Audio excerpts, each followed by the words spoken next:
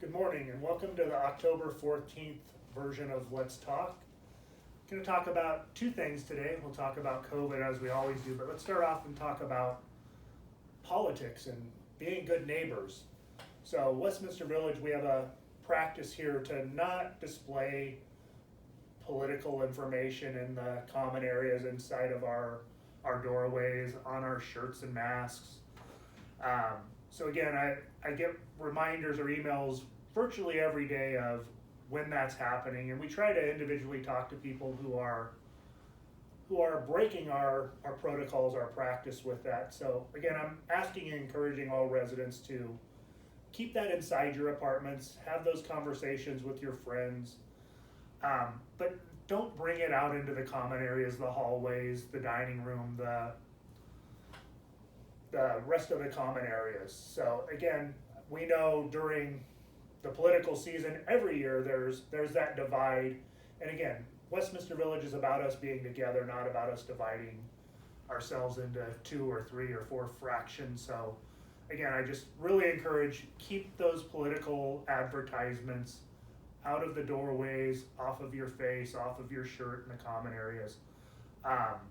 Also, the post office, again, isn't a way to mass mail everybody political views.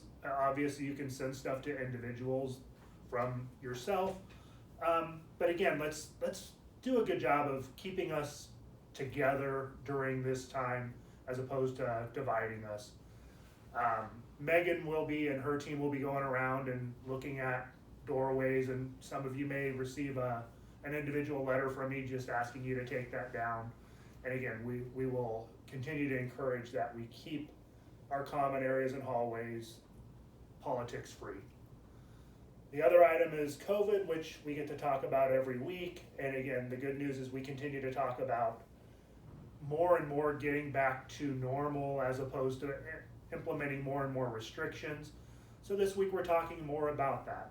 A couple of things that are going to be happening in the very near future is we're going to be putting an outdoor visit program in place. So Megan and her team will be doing that.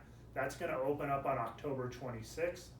There'll be more information in the 360 letter that comes out tomorrow, but we're going to have a space in the front parking lot where if you want to visit a family member or 2, I think we're going to restrict it to 2 visitors at a time, they can come on in. We're going to have some tables set up out there with umbrellas, and you can have a visit without that visitor having to be tested on campus. Again, we feel good about that because the outdoor visits, it's much less likely to spread COVID.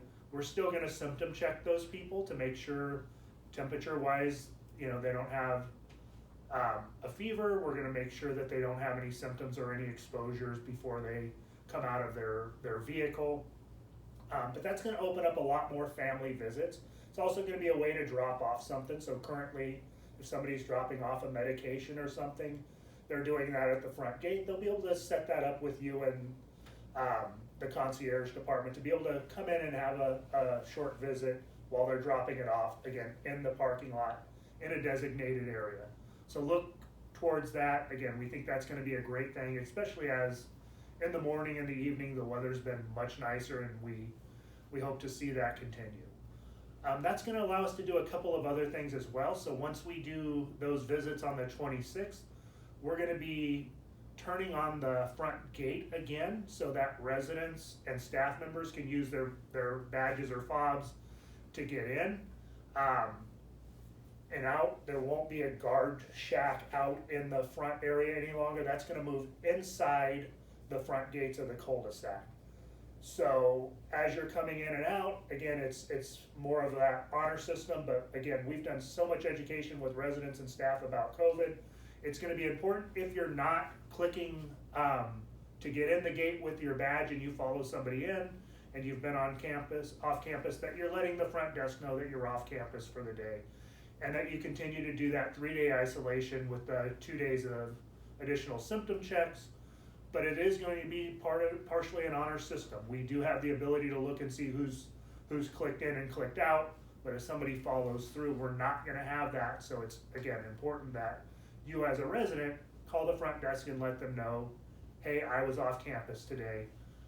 Add me to the isolation list for now until that comes off.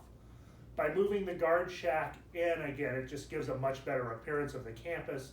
It gives that feel of us getting back to normal. There will still be, for the next couple of months, people that are on duty there at that gate, so that people don't have free access to the campus. Again, that's going to happen on October 26th. We really feel like the family visits just have made a world of difference for morale for our residents and peace of mind for your family members. So again, we think this additional one is going to be a huge positive. There'll be some other minor changes that go into place, and again, that we'll hit on in the 360 that go along with the family visits and symptom checking. So look forward to that document. And then the question I probably get asked the most is, when are we going to do away with the 3-day isolation? And my hopes had been that we were going to do that in October or November. We haven't been able to make that decision yet because the uptick in numbers in Maricopa County and across the country really is, there are lots of states starting to see a little bit of a increase in numbers. Our team came to a conclusion over the last week or so that rather than set a date for that, we're going to utilize the Arizona Department of Health Services dashboard to make that decision. So that dashboard consists of really 3 categories, and we need to be in those 3 categories as a county for 2 weeks before we move to that next level.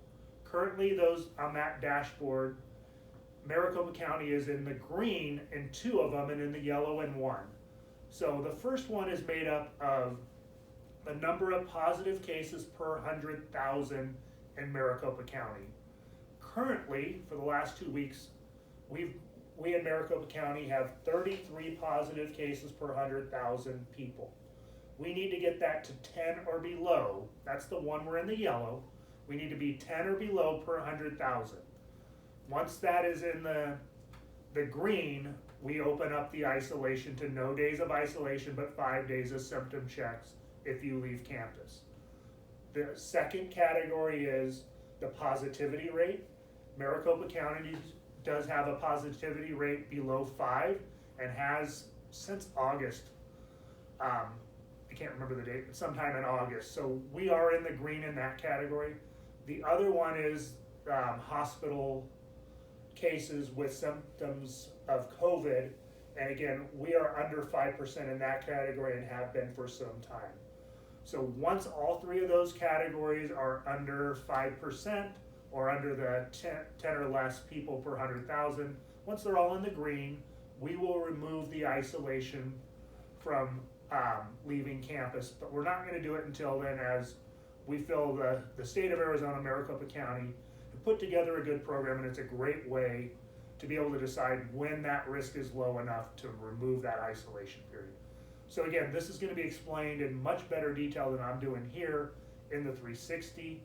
And every 360 that comes out after this will have where we are in all 3 categories. We'll also have something in the lobby that shows the graph, and the 360 will tell you exactly where to go on the internet, because the Department of Health Services updates that every day. So you'll be able to look at it and see exactly where we're at. And again, that will be the deciding factor of when we go away from the 3-day isolation.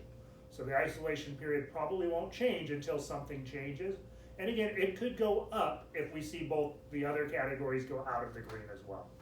But we're in pretty good shape in those categories. Even with the small uptick, we still meet the green. So again, look at the 360 when it comes out tomorrow.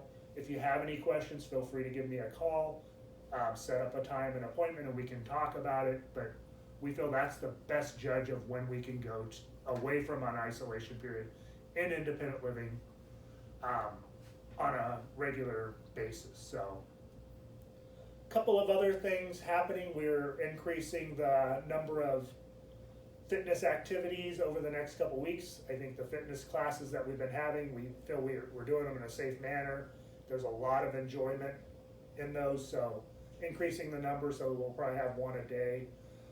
We still get some usage in the Chapman-Nuremberg Hall with the game rooms, which are great, so we're seeing more of those small group activities, and looking as temperature allows to have some more outdoor activities, which is fantastic for everyone. Garden Cafe opened, and it's been again another positive move towards normal. So again, we just continue to hope to see that move towards normal. I think the biggest thing we've done over the last couple of weeks is opening up assisted living to the independent living side. Debbie, Lane, and Todd continue to do work to make that more like what we have in independent living, so there will be more changes coming in that area.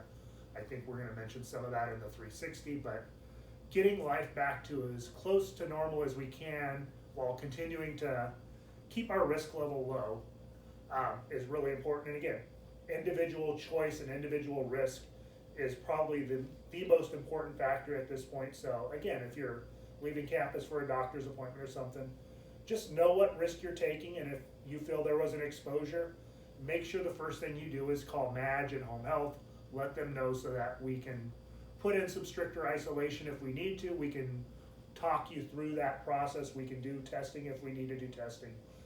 Keeping that staff advised of any exposure you may have is critical to the success of the whole campus of keeping COVID free.